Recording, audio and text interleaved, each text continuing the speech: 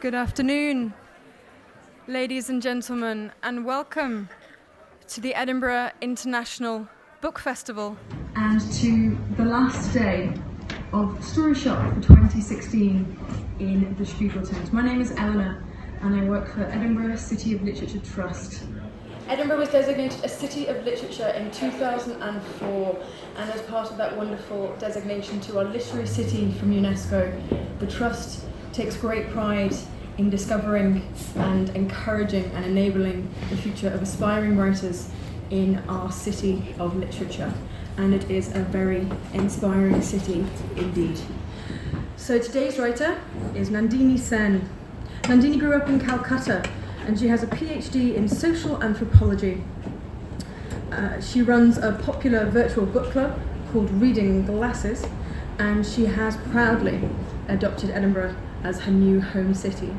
So please join me in welcoming Nandini to the stage to read her story, Mrs. Sen.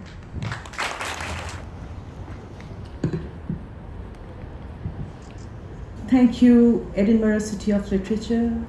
Thanks to Story Shop 2016 and the esteemed staff members and all of my friends. Mrs. Sen. I knew my mother, Mrs. Sen, quite intimately, or so I thought. That was until the day just after my 13th birthday, when she suddenly left my father and me. Her name was Mrs. Sunrita Sen. She was not the prettiest woman, but her intellectual face had two deep and shining eyes. And she had her huge pet baggage of idiosyncrasies. She used to read a lot. After work, she would keep her office bag in its designated place and change from her chiffon sari into a sleek silk nightgown and immediately start reading the book she had kept carefully marked with a stylish page mark. Weekends provided her a lot of free time, which she filled in with visits to the Gold Park Ramakrishna Mission Library. Mrs. Sen cherished every moment she spent with her books. One of the most endearing memories I retain is of her sitting in the reading room, nervously plucking her hair and leafing through the magazines and books. She showed her angst by almost gulping in the journal pages instead of chewing leisurely. Reading could have been one of her morbid symptoms, since she pounced with equal zeal upon whatever came her way. Even old newspapers and calendars at home, she would always sit straight with her back completely stiff and voraciously consuming her latest new prey, a carefully maintained book. Mrs. Sen's study was a small room converted from a balcony in a posh flat on the 9th floor of a well-known apartment house in the South Calcutta.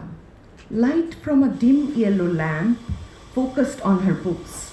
The balcony window was gorgeous. She would have a view of almost the whole of Calcutta, including Howrah Bridge in the east, and on a clearer day, even an edge of the Calcutta airport to the northwest. In fact, she grew up in this huge, luxurious flat, and being the only child of her parents, ultimately inherited it. Here, she settled down with her husband and me. Indeed, she was spoilt by the wealth and the riches that her parents unconditionally showered upon her. All of that was fine, but she unfairly and carelessly refused to bestow the same sense of entitlement upon her only child, that is me. She was meticulous with her collection of books and made her displeasure known if I ever even slightly deformed the backbinding of any of her hardbound books, or even if I accidentally make a mark or a crease. How cruel! Indeed, her idiosyncrasies were limitless. After my preteens, she never allowed me to call her Ma, that is mom. She taught me to call her either nothing or Mrs. Sen. I never complained. because I liked the thrill and the adventure in calling her Mrs. Sen. I felt she was very different from other mothers. Her charming storytelling capacity, influenced by her varied readings, was very attractive to me. Her huge and manifold work of books shaped the diversity of my own readings, from geography to world literature. As I grew older, she started narrating to me snippets, anecdotes, and excerpts from her life. I found these experiences fascinating. However, very soon I realized that even such sharing of knowledge was not without purpose. She gave me instruction to narrate these stories to you if I ever become an author. How skimming! Mrs. Sen loved to remain immersed in her dreams. She reminisced about that special day when she first found a conch shell from the corner of my grandmother's cupboard and began to listen to its deep sound whenever she faced challenging situations. She said, "I was in a sleeveless frock, just returned from my hide-and-seek game. My starving stomach had received immediate gratification. Puffed flour balls soaked in white potatoes made their way into my intestine. As soon as the household fights about household accounts and my father's relationship to that aunt resumed between my parents, I climbed on top of the cupboard and sat down to study chemical formula. I climbed on top of the cupboard. My newly found friend, the conch shell, assured me of my dreams, and I started to imagine how radio ads might look like on the TV screen. In the 1970s, television had only just started, and advertisements were only on radio. Mrs. Sen missed the Sunday radio dramas cooking inside her ma's belly. The big, homesick rickshaw puller carried Mrs. Sen and her friend to their school. While struggling with the rickshaw through flooded water, the rickshaw puller sang, "Oh Calcutta," and carried the 1,000 villages of Bihar in his large tummy. Sometimes Mrs. Sen's conch shell could not save her from nightmares. She saw herself wading in her gumboot through the knee-deep rainwater. She was ultimately discovered from a street corner sweet shop on nearby Farm Road, licking her favorite mango murabba. Where she grew up, Mrs. Sen left her parents' room and slept on her own. From that day on, she could listen the baritone of the conch shell more frequently. She forgot to lean from her balcony with her teacup to read her favorite poet T.S. Eliot's Wasteland. Instead, for the first time, she started to write a column for the Times of India, which she dreaded her faceless audience may tear apart. She could not sleep peacefully. She became chronically anxiety-prone and read her own writings over and over again. At night, she discovered some ghostly mysteries. She was scared of this ghost, and night after night never switched her study lamp off. Let us come back to that household fights. Mrs. Sen named her parents Anna Karenina and Mr. Karenin. After Mrs. Sen left their room, Anna and Mr. Karenin never again shared the same room. They drifted and shuddered with the same cold feet and sweat. Nightmares deepened. A cousin came to spend his vacation with Mrs. Sen and stole some small change from her parents. Severe fights broke out yet again. Mrs. Sen never again went out with her parents.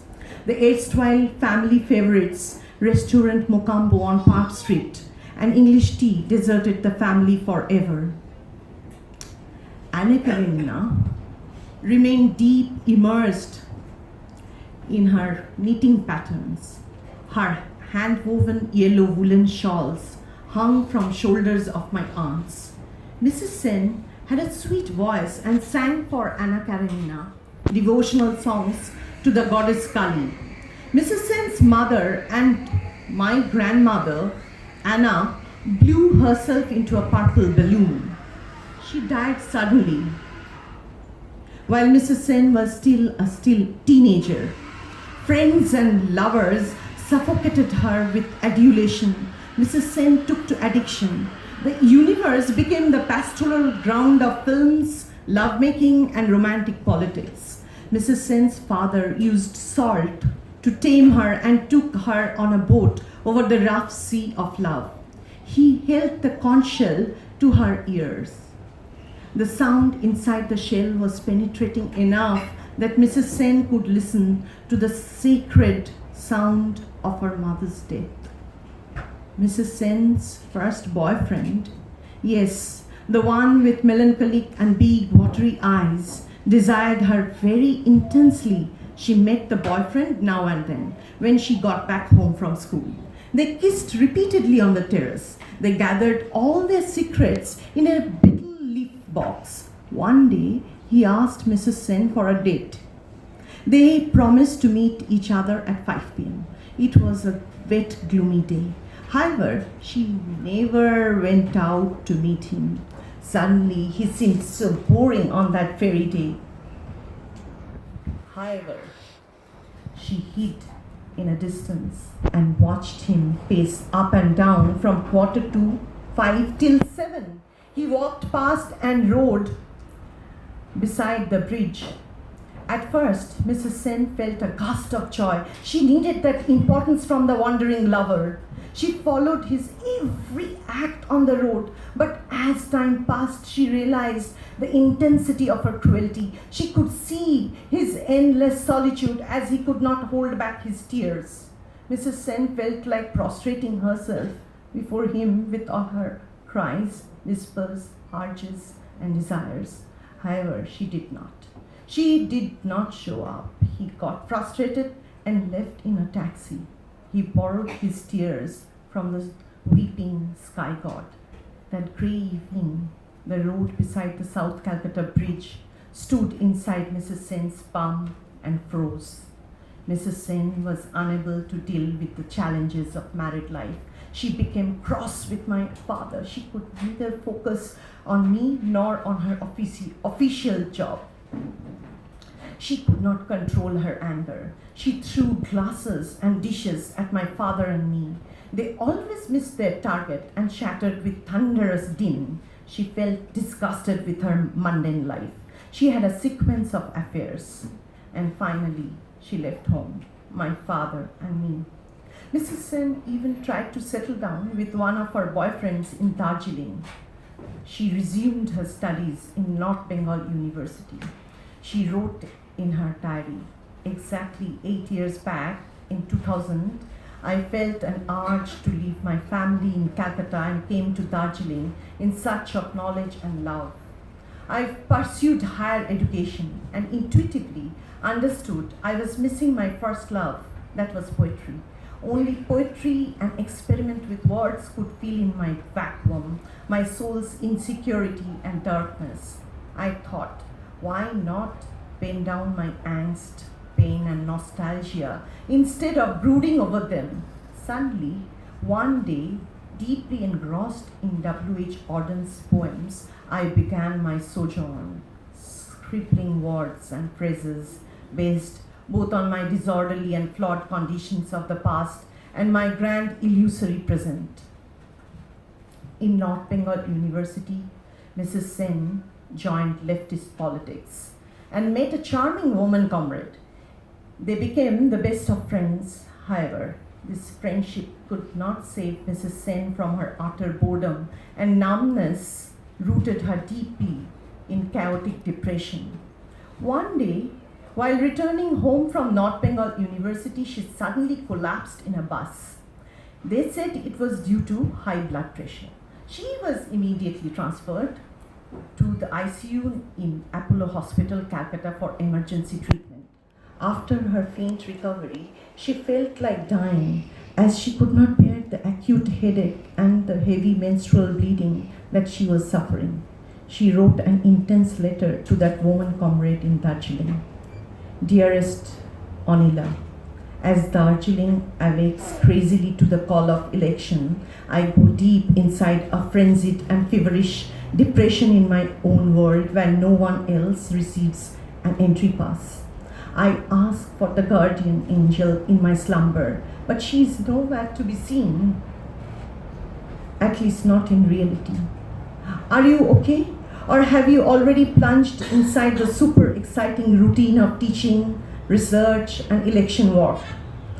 I'm not working any longer, and an annoyance called boredom is my only companion that sprung from my laziness.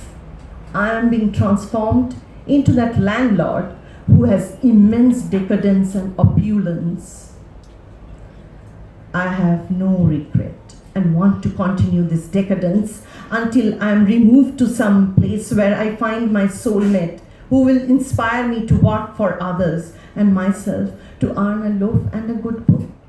I wish to exploit those overbullying creatures in the hospital, make them my slaves and the mud on my shoes. Relatives and friends come and visit me regularly at visiting hours with fruits and some homemade food. They always discuss decadent TV serials and gossip about each other. I cannot bear them anymore. Of course, they fear me and my inner spiritual strength. Even if I am now but a street beggar in the context of their huge wealth and achievements, slowly I am being transformed into a monster who can rule these spiritual beggars. They boast of their money and achievements, and I just remove them from the top of my shoes using my philosophy, which they do not dare to mess with. I know they fear me, but I am disgusted as they attack me with their mental impoverishment and hardcore consumerism. I am finding myself without any kind of fear, whose only solid support is death, the ultimate truth. Warmly, Sunrita. Mrs. Sunrita Sen's depression got worse. Her woman comrade never came to her rescue. However, she sent a short message. Dear Sunrita, thanks for your mail. Just to let you know that God has sent me a vendor who sells his dreams for 30 rupees each. He even gives me colors of sand and heat from his indigenous rucksack. Every day he comes to wake me up. He puts the kettle on the stove. Instead of Earl Grey, he boils the royal Darjeeling tea. I sip it with a half spoon of sugar and a crackjack biscuit. Oh, and you may consider returning to your terrace opposite the Muslim burial ground in Park Circus. Yours sincerely, Anila. Finally, Mrs. Sen returned from the hospital to her Park Circus residence. This small flat she had bought as a substitute for her huge flat at Gold Park, having sold the luxurious flat a long time back to help pay her mounting debts, to have the company of the dead souls every night. One day, she called me. I thought of paying her a visit, although I would never forget or forgive her cruel act of leaving me and my father. I kept on delaying the visit. Meanwhile, Mrs. Sen's health continuously deteriorated. On the eve of Diwali, the woman comrade from Darjeeling called Mrs. Sen to ask, "How are you? Do you miss me?" Mrs. Sen feebly said, I only miss the sickly candles in Calcutta." Mrs. Sen could make her beloved comrade sad. She took the ultimate revenge. She felt a kind of power inside her and thought, "Ha, I can make the queen regret." Mrs. Sen went deep inside her cocoon shell. She started to fly towards the burial ground. I received the news from her neighbor a day later. Unable to stop crying, I went straight to her flat. The familiar room was completely empty. The old maid was outside near the telephone, talking to a girl. I stayed there, staring at myself in the mirror. What do I want to cry about? On the contrary, I retained my sanity, having divested Mrs. Sen's special collection of whiskies of a couple of extra drinks. I realized how lucky I was. Saved, rescued, fished up, half drowned out of the deep, dark river with my dry clothes, hair shampooed and set. Nobody would know I had ever been so close to the abyss. Except, of course, we know that there always remained something. Yes, some remnants always remained. Never mind, here I am, sane, cold and dry, with my place to hide in. What more do I want? Now I have forgotten about the dark streets, dark rivers, the pain, the struggle and the drowning. I visited the flat once again after her cremation and rummaged through her papers and found a letter from one of Mrs. Sen's lovers. Your poem made my colors of the day. We would sit down for a day to listen to each other. We need each other, not for cozy company, but to share our intensity, vulnerability, and irresistible passion for life. Your poems are about our faithlessness, unequal relationships, 6 seasons, monotony of the evenings, and the ennui perceived by any sensitive person. I visualize your sadness, pain, and your utter boredom due to facing the common ordinary days. Each day you are with a fear that again you need to spend another day with a lesser mortal spirit. Mrs. Sen must have written back, could these lesser mortals return my usual cries and pastel-colored restlessness? Still now, the puzzle, the death of my ma, the Anna Karenina, remained as an enigma of a Rubik cube in my soul. This burden stayed back and made me a gloomy hunchback. I tried to run in panic to escape from this puzzle. The puzzle reigned supreme, hovering in the background without a word. After all these years, I suddenly realized I only inherited a blank check of profound and stubborn ennui from Mrs. Sen. Perhaps she remained a stranger to me. Did I really know her that well? Perhaps I should rummage through more of her letters some other day, perhaps.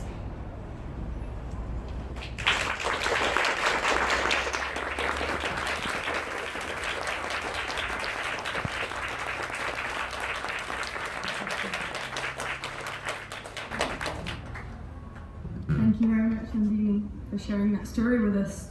And thank you all for coming to Story Shop this August and for hearing all our stories. We are celebrating 10 years of Story Shop, which is a fantastic milestone for us to recognise here with the book festival.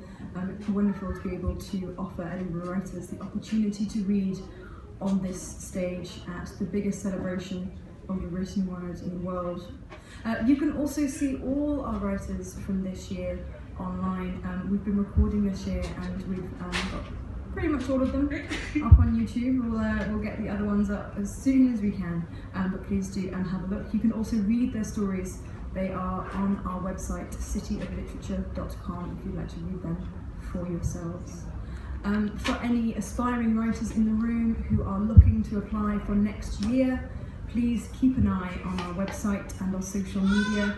We tend to ask authors to send their stories to us around about the March time of year, but again, if that changes, do just email us or have a look on our website.